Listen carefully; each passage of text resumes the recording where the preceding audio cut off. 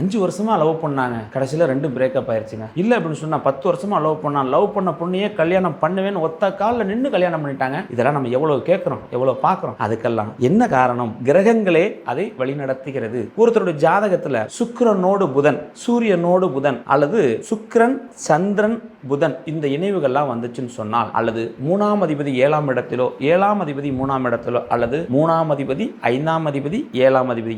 அப்படின்னா 3ங்கிறது முயற்சிங்க, 5ங்கிறது காதலுங்க, 7ங்கிறது திருமணம். அப்ப இந்த 3, 7, 5 இந்த தொடர்பு உள்ள வரும்போது அவர்கள் நிச்சயமாக 5 வருஷம் இல்ல 10 வருஷமா லவ் பேர்ட்ஸா இருந்தாலும் அவர்கள் திருமணம்ங்கிற ஒரு பந்தத்துக்குள்ள உள்ள நிச்சயம் வந்துருவாங்க. காதல் அப்படின்னு வரும்போது பாத்தீங்கன்னு சொன்னா, நம்ம ஆண்டாளு தாயார் ஐயாவை மானசீகமா அவருக்கு மாலை சூடிய மங்கைங்கிற பேர் இருக்குங்க. அந்த அளவுக்கு காத்திருந்து திருமணம் செஞ்சவங்க. அப்ப இந்த மாதிரி காதல்ல இருக்கக்கூடிய நபர்கள் என்ன பண்ணலாம், எந்த தெய்வத்தை வழிபாடு பண்ணலாம், யாரை பிடிச்சா என் காதல் சக்சஸ் அடையும், வெற்றி அடைய முடியும் அப்படின்னு நினைச்சீங்கன்னா ஆண்டாள் தாயாரை போய் வழிபாடு செய்வது மிக சிறப்புன்னு சொல்றாங்க. ரங்கநாத பெருமானோடு இருக்கக்கூடிய ஆண்டாள், அவரை வழிபாடு செய்யறது ரொம்ப விசேஷம். அதே போல மீனுக்கு உணவளிப்பது ரொம்ப விசேஷம். ஏன்னா மச்ச அவதாரமாக வந்த பெருமாள் அவர். அப்ப அந்த மீனுக்கு உணவளிக்கும் போது இந்த காதல் கைகூடக்கூடிய ஒரு தன்மை உண்டுங்க. ஏன்னா நீர் அப்படிங்கிறது சுக்கிரன் சந்திரனுங்க, இரண்டுக்குமே அதிபதியாக வரதுனால நீங்க இதை பயன்பெற்று பெருவாழ் வாழ நல்வாழ்த்துக்கள் சொல்லி குருவாழ்க குருவே துணை.